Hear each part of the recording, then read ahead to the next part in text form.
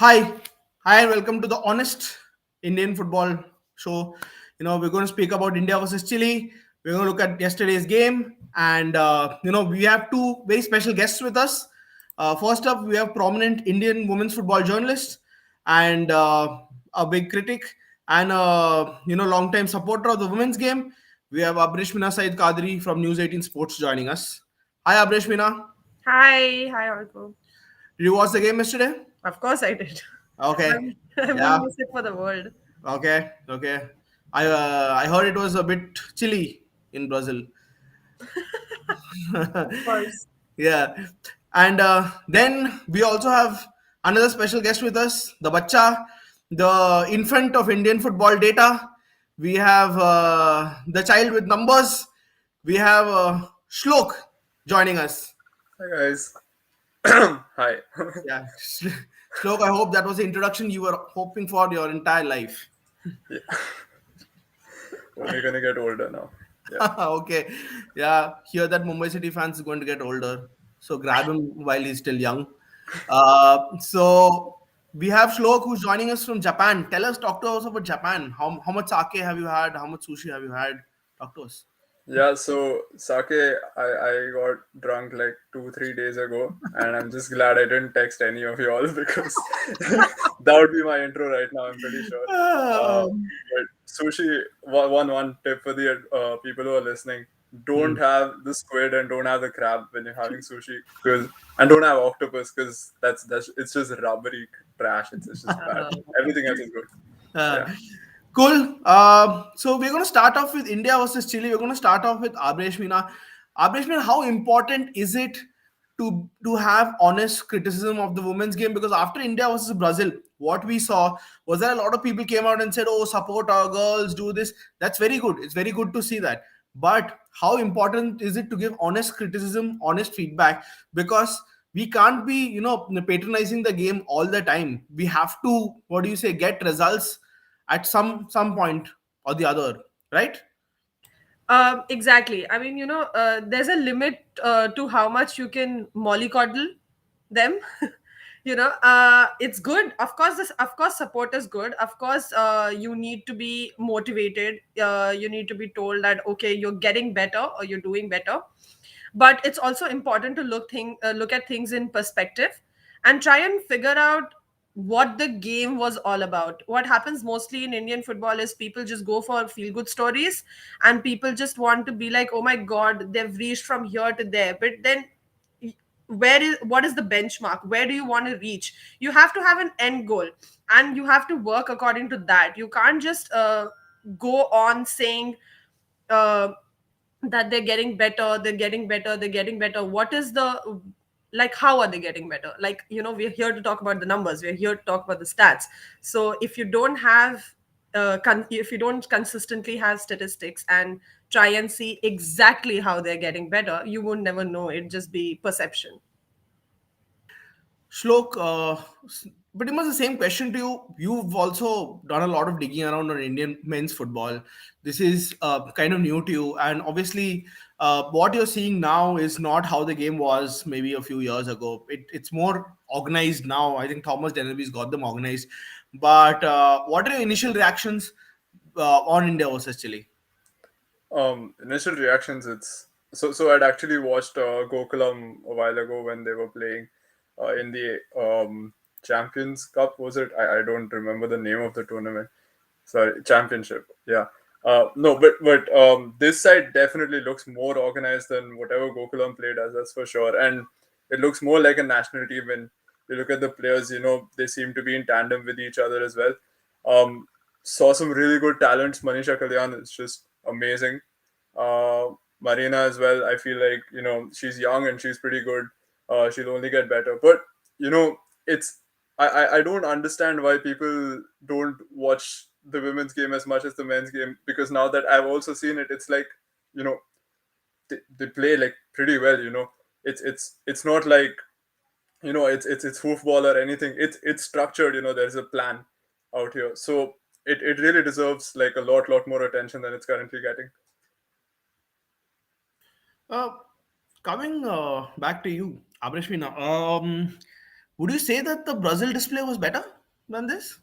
Uh, the first half, yes. Obviously, I mean, we did see that dip in the second half, which is down to how much game time these guys have and how much they're used to playing at a certain intensity. It was way too much intensity for them, and they put their all in the first 40 minutes or something, and then it started disintegrating from there.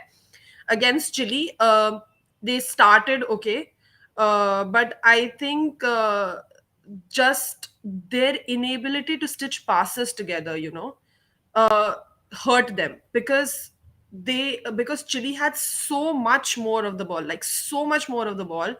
And they what I loved about Chile was the shape that they were passing in. There were shapes, it wasn't a random passing. You would always see the supporting player going covering positions, going at positions where they should be receiving the passes. So they were passing in spaces which in shapes which was creating spaces for them, because it was putting because the Indians actually did not really understand the shape very well. They and What I find mostly is that they look more at the ball than the positions of the players around the ball. So what happens is you're always chasing the ball instead of trying to cover for the other players that are moving in and around them. Shlok, I think you watched the game, and I think pretty much same observation. I think everyone has same observations. You look at the game, Chile is so comfortable moving around the ball. They're so there's the multiple sequences with 10 plus passes that they've stitched together, including I think the second goal. I think it was about 13 pass sequence. India had this chronic inability to just to put together any passes together. Why do you think was that? Was there a problem of numerical superiority that Chile imposed over them? What was it? So I feel there's two parts to this question, right?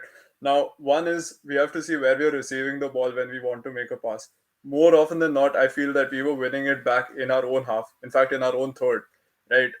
There were just a few cases where we were pressing up high. Maybe Manisha wins the ball or Anju wins the ball, and then the counters launched immediately. So in that case, obviously, there's not going to be a lot of passes. Your aim is directly towards shooting. But when we are defending, and the reason I feel like they're just letting go of the ball is because there's so many players of our own that are packed around our box, and the way that Chile was pressing us, I feel that you think, who do I pass to and not risk another turnover? So instead, maybe they're just saying, okay, go long, get it out of the way first, and then maybe try to win the second ball from there, and then we start to make play. And I feel very rarely was it the case that we had. I think apart from the first 10 minutes of the second half, we barely ever had a patch of play where we actually built up from the back and actually went through the motions. Part of it, I feel, was also that the coach must have told them that just go long, because none of the goal kicks were distributed to the defense. Even the defenders just always trying to look front, always trying to look on the wings, wing backs playing it front, throw-ins. Dalima, I don't know if she played more than two or three throw-ins sideways. All of them were just going ahead, ahead, ahead. Yeah. So part of the plan, I guess, but also maybe mental pressure. Yeah. What I also saw is that when they got the ball, also they gave it away far too cheaply. At times they were like they sometimes they couldn't even get out of their own half while when they got the Yeah, ball back, and they immediately gave it back to Chile, and that built up even more pressure on yeah, the. Yeah, I mean, like it's crazy. And last match we saw. I saw this when Denerby moved to a five at the back system, that put a lot more pressure on the team, and I felt the team was playing better when they were playing four at the back, which they did in the first half, right?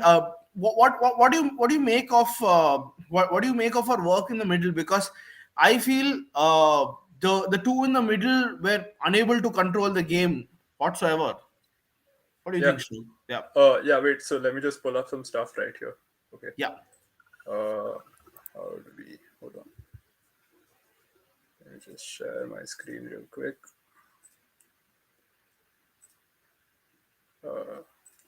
Okay. See my screen?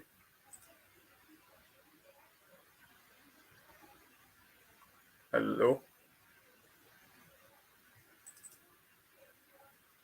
We're not able to see your screen. Oh, 1 second. Yeah. Let me just let me just figure this out. I'm audible, right? Yes. Okay. Uh, okay. So I have shared it. Arco, is there something on your side? It's like grayed out right now for me. The screen.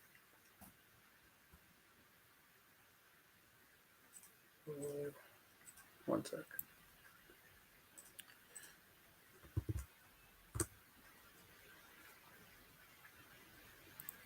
Okay. Playing the clip. His attempt.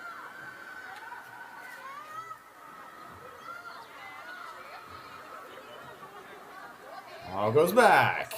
Leighton to Araya.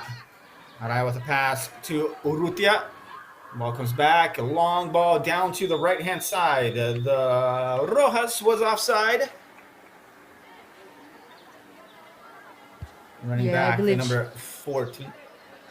she was a bit in front of the last line. And the assistant was right there, up with play. Okay. Yeah, go Right. on. So the point I was trying to make was there must have been a definite movement that you saw where the number 9 was dropping back and the number 8 went ahead. Yeah. And even so you could see the two center defensive mids just holding their position, and just on the far side of them there's another midfielder. So at every given point of time, I felt that Chile had three people as compared to two of ours, and that always allowed them to make that pass into space. And because of those rotations, so I don't think any centre back was coming on to the number 9 as aggressively as they should have. And even if they did, that's opening up space, and then they're trying to play it in behind. And because of our wing back situation, the wings were always like a terror zone for us.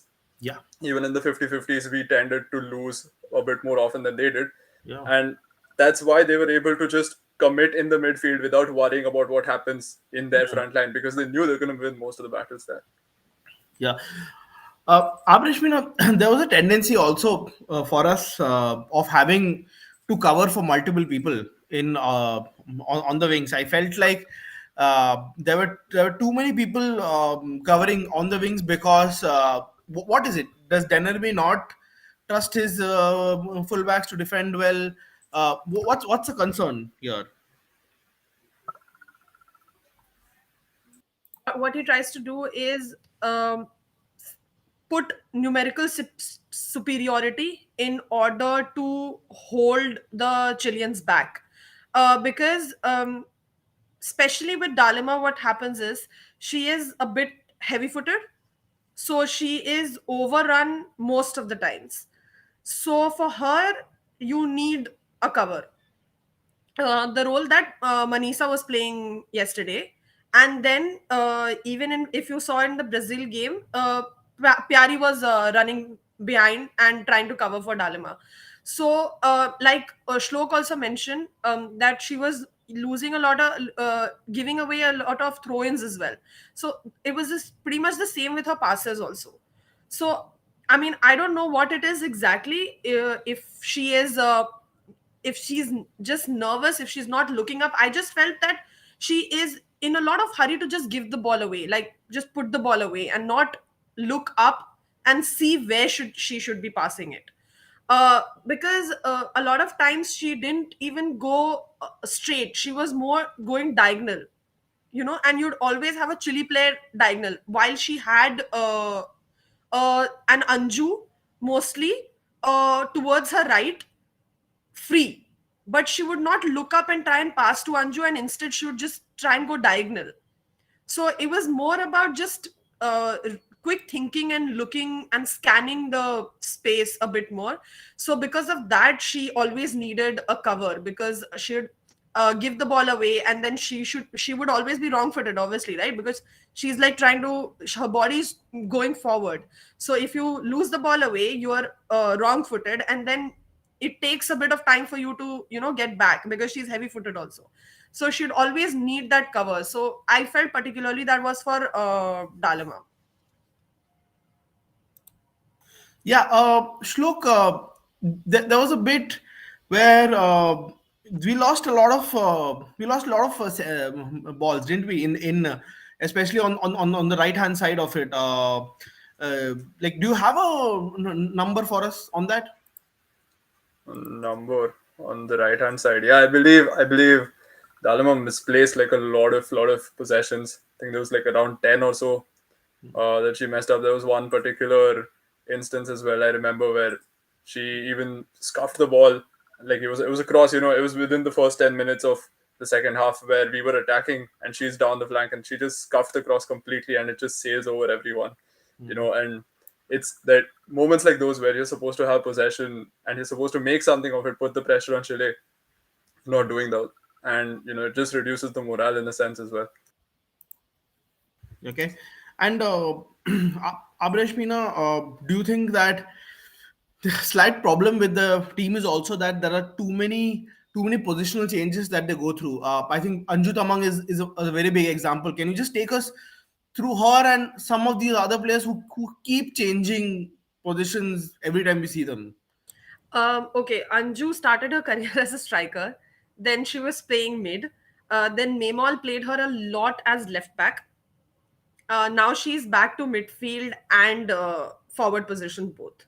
So um, I do feel that Anju is doing better as a forward or a midfielder, because that is essentially what she knows better than her left back position that Memol gave her.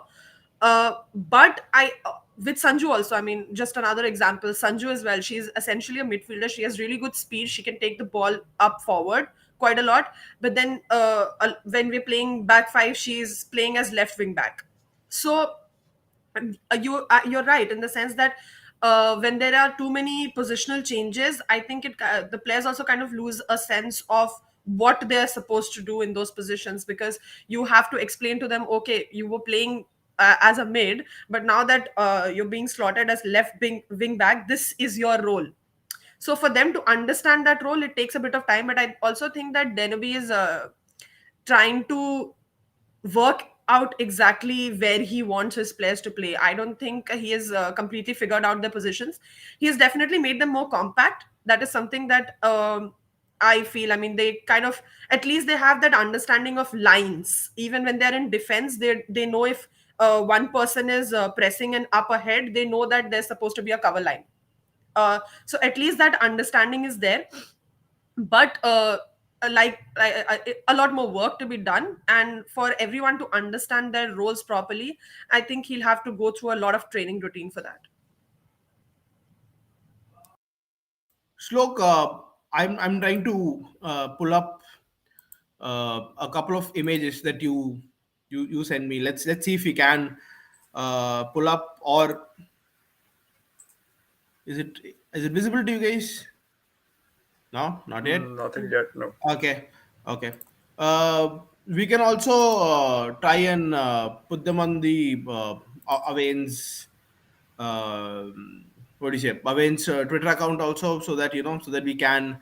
Uh, I'll try to share screen, but I'm not able to. What do you say? I'm only able to share videos, not a background as such, or not a, what do you say? Yeah, I'm not able to. Okay, sure.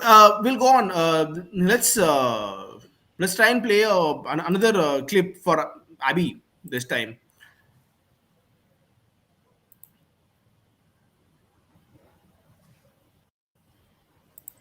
Oops, sorry. Let me try and. Araya. What a goal. That was definitely the best goal in the game. That was spectacular, stunning. And it's 3-0 here for Chile.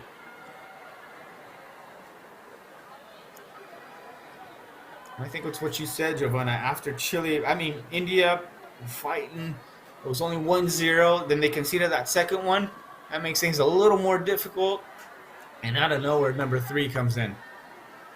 Yes, when they're just running out of time. That's tough situation.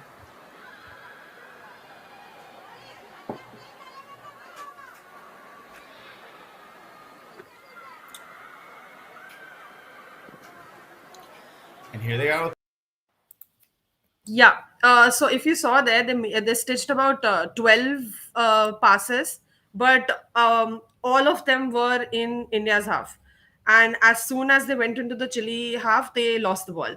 So what was happening is, I felt that it was more of a scanning problem, because we did see Chile overloading their right side, which was India's left side, and nobody actually tried to switch the flank and go right where Anju was completely free. So it's just, they were just trying to, they just saw that okay, we are being pressed, so they just turned back and gave a back pass. So that understanding, I mean, having possession is important, but only when it's in progression, when you are progressing with it, not if you are continuously putting it back time and again. Yes, you obviously, I mean, when you move and if you're being pressed, you do give back passes, but then again you make that shape. Chile was also doing it, but then you make a shape to take it forward. What happened with India were, they were not trying to take it forward, everyone was just turning back and giving a back pass. Manisha came forward, um, made supported, I think it was Sanju she supported. She got a pass on Sanju, but she was pressed from both sides, so she gave it back. Sanju should have put it across because she had a free space over there, but she didn't go across. She also gave it back. So what was happening is, it wasn't progressive possession, which is why as soon as it was Sanju only who put the long ball, because then they couldn't figure a way to take the ball forward, and then they inadvertently went for the long ball and lost the ball. So that understanding of what to do with possession also is something that needs to be instilled in them. Okay. Uh, I have some stuff. We have some stuff that Shlok sent me. We're just going to share the screen quickly, right? We're just going to, yeah,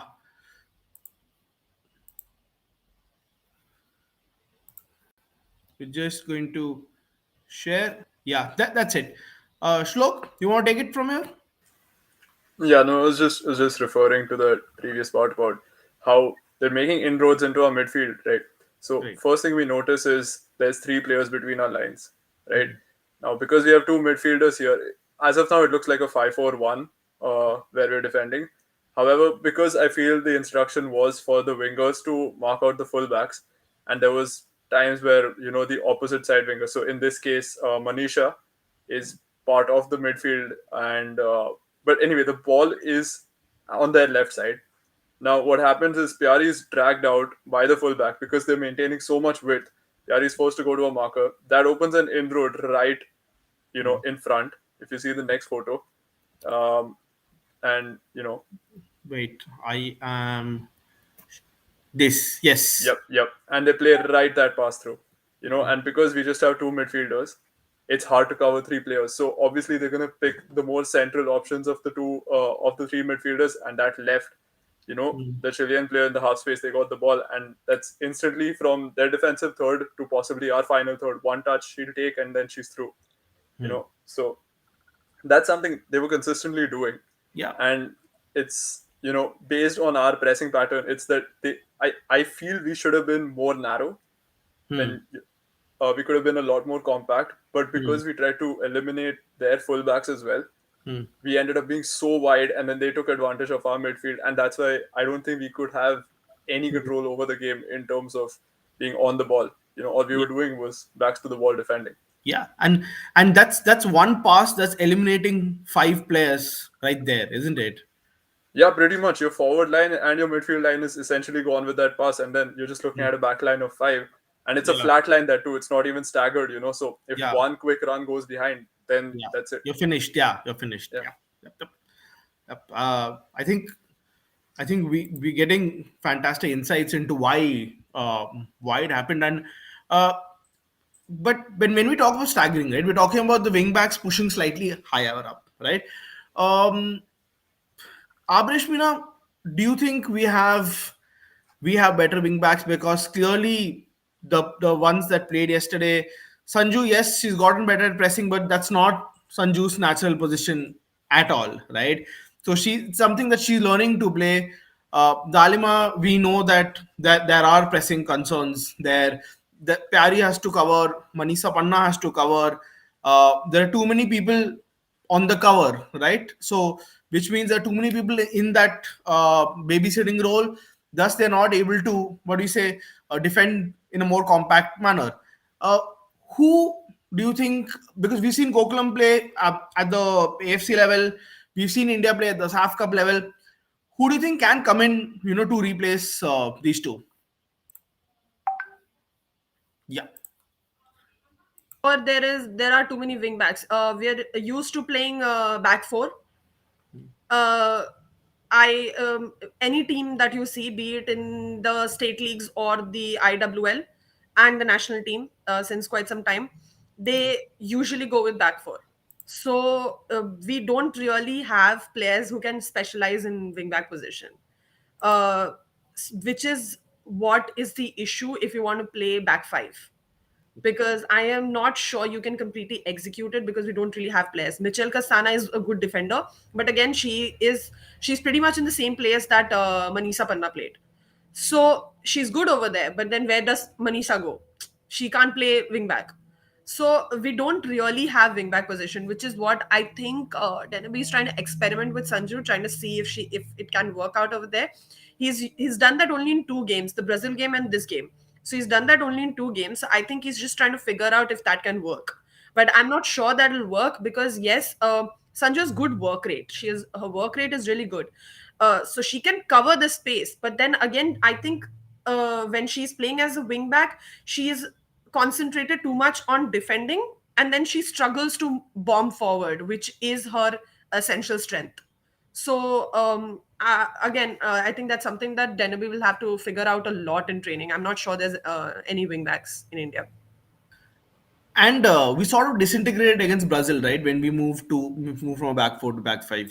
Yes, exactly. So that's essentially the problem. I'm not sure you can go to a back five. You'll have to have more people defending, going more inside and creating a more compact formation rather than playing a back five from the start. Or playing a proper five back is a problem. You can have people to cover if you're defending and if there's too much pressure, but I am not sure you can go with a back five. I don't think that works out.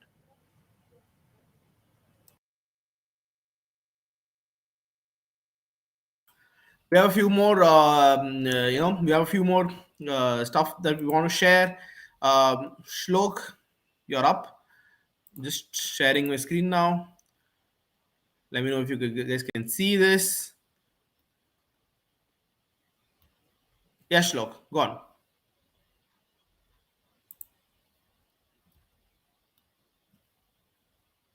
Shlok, can you hear me? Yeah, sorry, I was on mute. Yep. Yeah. Yeah. So yeah, just on the topic of lineups, and this is just what I saw on a basic. Yeah. So just this on the first half, this is what we had, and then Yeah. initially I think Anshu started at striker, and Pyari was on the right, Manisha as a left winger, Martina and Indumati, and then Sanju as a makeshift wing back, and then Dalima as well, given that she's a natural right back, she's pushed out on the wing back. Ashlata Sweetie and Manisha Panna and then Lintoy. So eventually at the half hour mark, what we saw was Anju and then Pyari switching up positions, and Anju played as a right winger, Pyari played as a striker. And I personally felt that that was leading to a lot more because Pyari is, I feel Anju is way better at pressing when she's on the right wing because what we saw from Anju was she was also trying to mark out their CDM. And, she was trying to do these things where she's making a lateral press. Like instead of pressing up front, she's also taking out an option and coming through from the side. She's pressing from the side. So I believe she does have that angle to her game where she is a pretty good presser out of whatever front three that we have, and so that's why moving her over to the wing made a lot more sense, and then playing Pyari up front, and then in the second photo, so in the second half we saw some more changes. Yeah. So the formation stayed the same. However, they dropped, they dropped Anju into the midfield, and they brought on Soumya as a left winger. Manisha became the striker, and Pyari went off, and Grace came on there. And I feel like this was a lot better in an attacking sense. Even though we conceded 2 goals in those half, in that half, the that long range was pretty unlucky to concede. I mean, you don't hit those balls like that often, right? It's a hard goal to concede. But I feel this lineup has a lot of creativity in it. And Manisha as well as a sole striker, I really liked the way she played there. She can hold up the ball, and she's got this great turn of pace on her. Grace as well, very technical player. And yeah, essentially this is just what we saw on the pitch. Go ahead, Shlok. Explain this to us. Yeah, and this is just a bit about our pressing structure, right? So it was somewhere between a 5-2-3 and a 5-3-2, depending on the situation. So here what we have is, because the ball is on the left wing, we have the ball far winger, which is the Indian left winger, dropping into the three, tracking the midfielder, because the opposition right back is there's no point marking her, right? So she's helping out here in the midfield, trying to clog it up. And meanwhile, well, Pyari doesn't have the ball now, but she's supposed to track the fullback. So that's how our press was set up. Now, the back five stays more flat. Dalima's just stepping out to cover space at this moment, but if they progressed on that flank, she wouldn't be jumping. She would rather be falling back, or maybe it would be Manisha Panna stepping out and doing the dirty work, and Dalima slotting in as a side back. That's something we saw. But Yeah. yeah, this was basically what our pressing structure was, wherein the center forward isn't really pressing the center backs either. Center forwards also dropping in, trying to mark the CDM, and yeah, tried to take control of midfield using this. It's slotted into a 5-4-1 later on, but I think it wasn't quick enough. The rotations weren't as quick as Chile's rotations by any means, Yeah. and that's where we suffered. Yeah. What I also saw in the second half is that Lara, the left winger for Chile who plays for Villarreal in Spain, she got between Dalima and Manisa Panna very often. She essentially broke the space between the right wing back and the right centre back too often.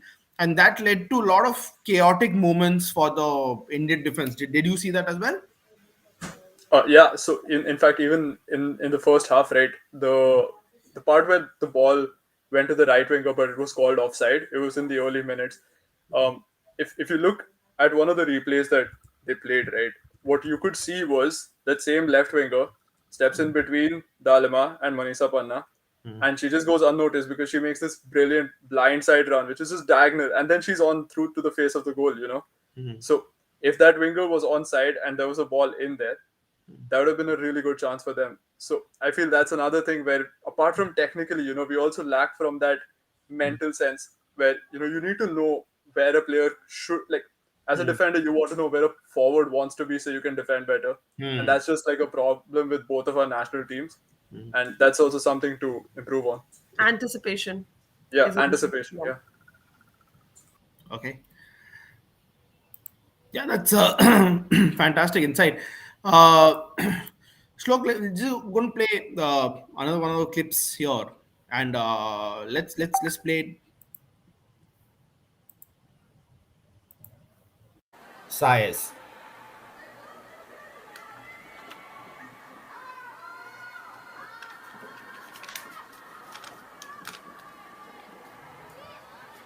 Chile just continues with possession here. Well, was in their. Yeah, You're on mute. you're on mute, Shlok. Sorry. Yeah. Yeah, go on. No, that was just referring to the previous point about how we press Yeah. at the start. Anju really looking at the defensive mid, not trying to hassle the centre backs too much. Wingers coming into the midfield. Yeah. Just- Yeah, and I mean, this kept happening very often. Like they kept getting the ball somewhere near the half line, and they kept giving it away immediately, right? But I also feel that also because there were no supporting runs that Exactly. made. There was no help that these guys got, and essentially that's the job of the fullbacks, isn't it, Shlok? Yeah, actually, yeah, because if the left wing back in that case was like a lot higher, maybe even Manisha could have played the ball back. I'm not even saying she needs to make that overlapping run completely in a matter of 5 seconds, but just be a bit closer to the ball. Even if there's like a poor first touch or something, you can put a direct press onto that. You can latch onto the loose balls, as they say. But just because we were so flat out there, that's why we got outnumbered as well. If you saw Chile's build up, it was like a 2-3-2-3, and that's amazing zonal occupancy. You have a player in almost every box of the pitch, and that way you're able to have at least somebody who pressures at some point. But unfortunately, we didn't have that. I would just want to add something to this. The basic understanding of covering the goal side, uh, depending on what flank or what side of the pitch the ball is on. Uh, like you mentioned, if Sanju was playing on the left, right? So Sanju should have been closer to the ball, should have been a little more inside, because that would have helped if you would have like they got the ball. When they got the ball, it would have helped while she was far away. So again, if there would have been a switch of flank from Chile, she would have been wrong footed and she would have had to make a longer run to get the ball, to get to the ball or the player also. So just that basic understanding of uh, switching diagonally, also creating that balance where you have the ball and then one guy is pressing and then others fall back in a single line and try and cover the goal side instead of the opposite side. Because if you push them towards the flank, then you have a chance to get back in position and cover for it. But if you're already on the flank, then you're letting them go on your inside Yeah. and have a better chance at goal. So that was an issue. That's also something that they'll have to develop, and that understanding of passing and support play and defense cover and balance. Abreshmina, just going to put you on the spot here, right? Bala missing. Bala probably touch and go for the Asian Champions League. But arguably the larger miss is Sangeeta Basfore, who plays in the defensive midfield position. And when she plays in that position, what she allows the two midfielders in front of her to be a little more braver, to be a little more higher up, and maybe try and stitch play together. I think Indu, especially, we've not seen the best of Indu on this tour because she's not had the luxury of having Sangeeta play behind her. So, how big a miss is it? You've hit the nail in the head right there. Like Indu plays so much better when Sangeeta is there to behind to just hold the play, and she can go forward and look for areas to pass, because she is actually a fabulous attacking midfielder. She has a good eye and she has the ability to go for goal from distance also. But then she's not been able to do that because she's having to do a lot of defensive duty. So for her to switch from complete defensive duty to attacking play is slightly difficult because she has nobody to cover behind. The role that Sangeeta played, and sadly, we do not have a holding midfielder. So that's one place. Even I think even Deneby mentioned it, that it is a big miss, and he'll have to figure out a way around it. Huge miss, Sangeeta, definitely. She provides that balance and that compactness that's missing. That will have to be worked on for the attacking midfielders to also do better.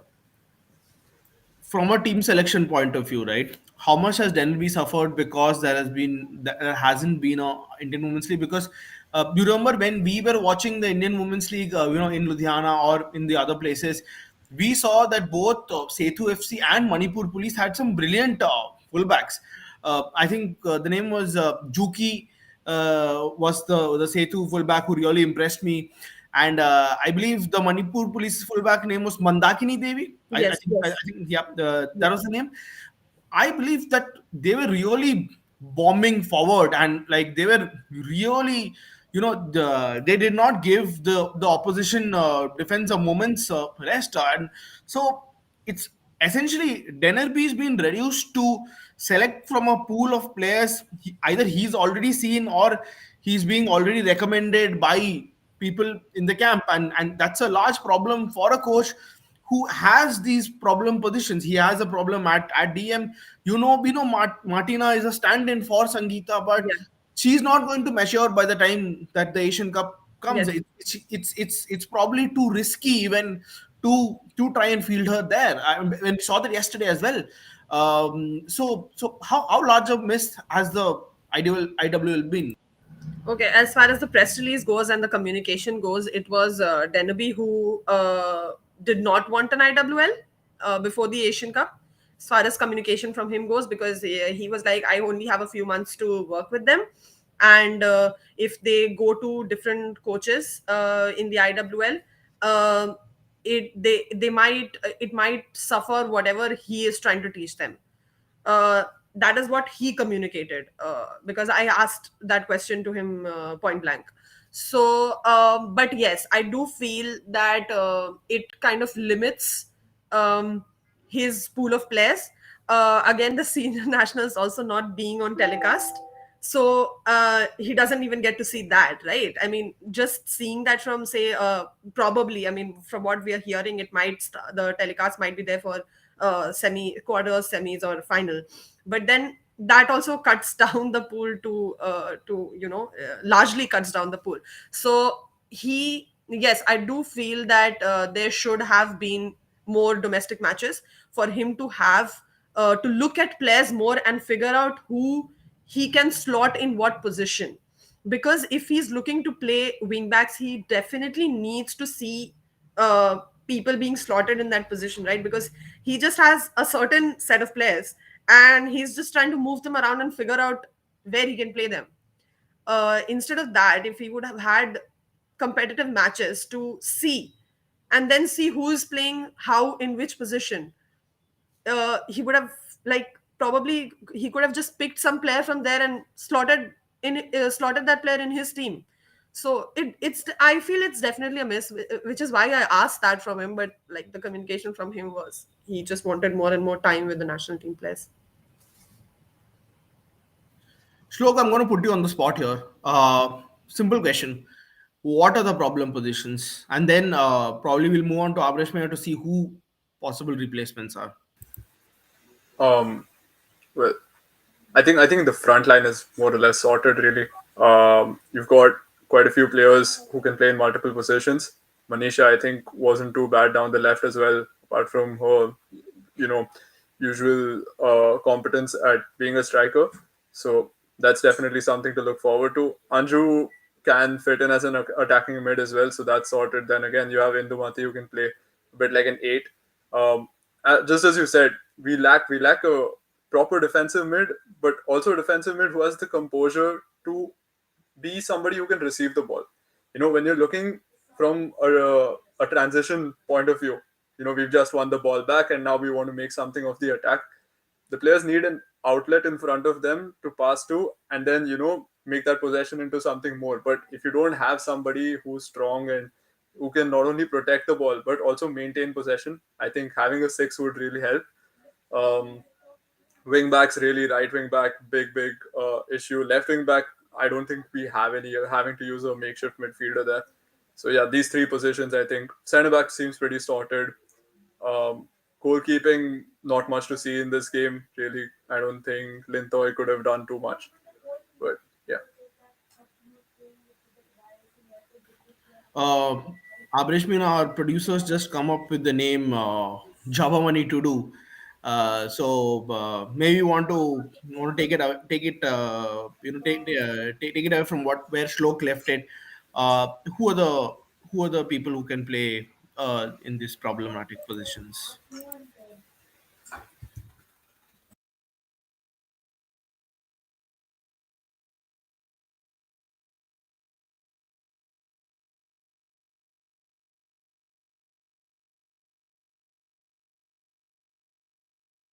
Oh, sorry.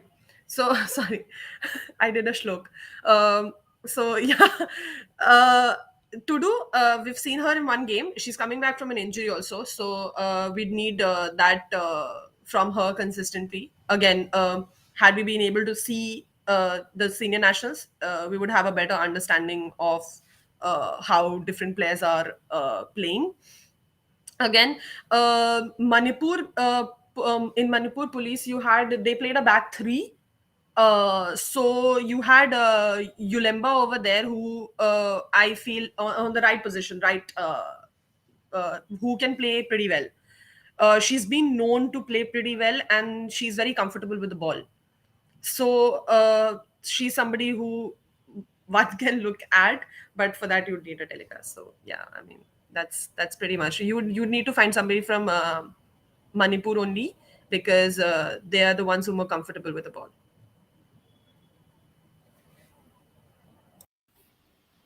Shlok, I'm just going to pull up a comment and, since you've seen the boys, as this person puts it, uh, why don't you take it away from there?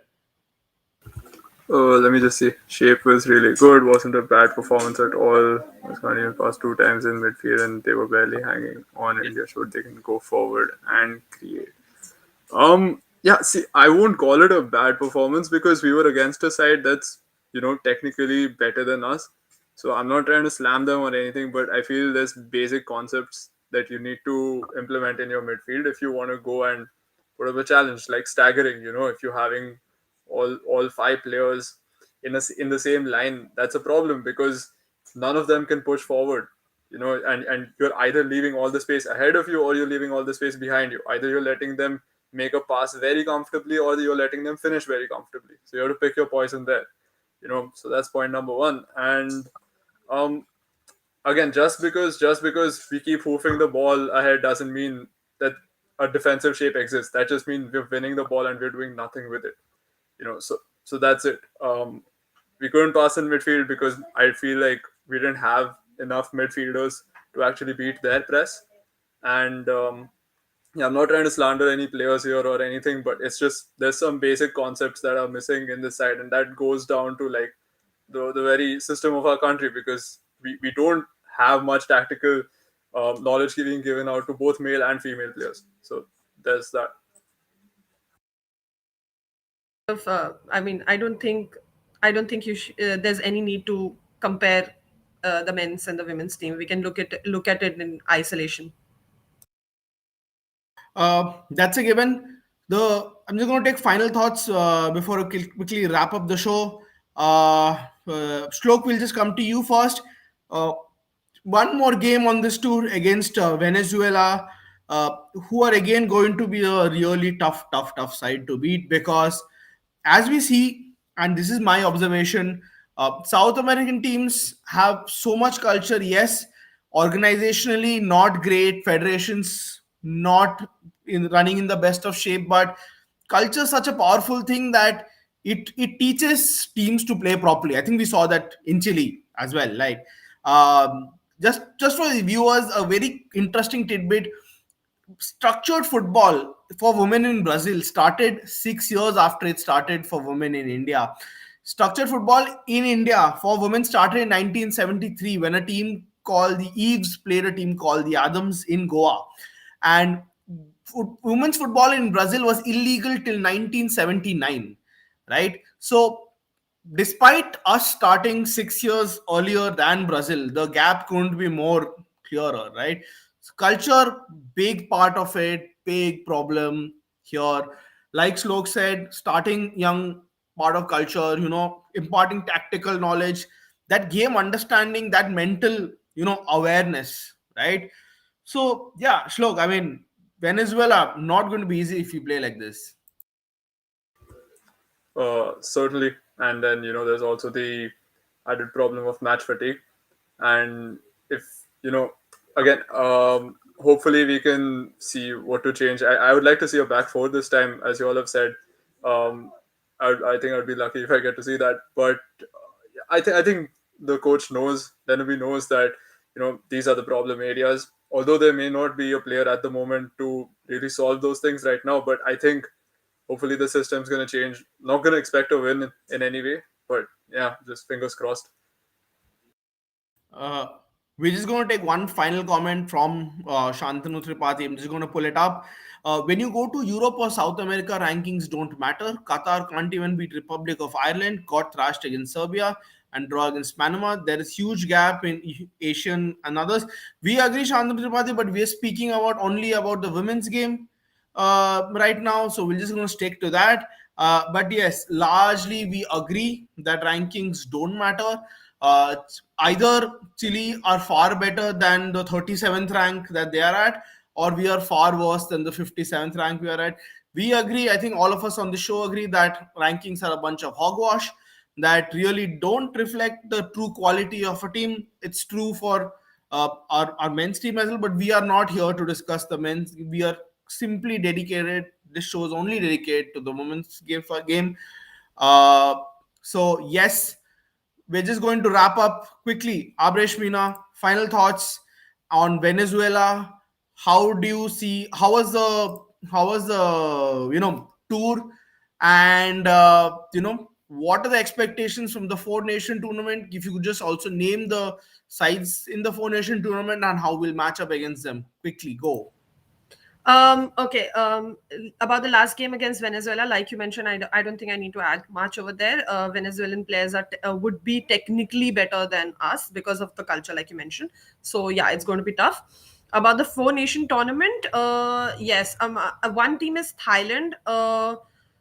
There was one African team that was going to be there. It's not confirmed yet. And the third team, uh, I'm forgetting the third team. But like again, having Thailand is good.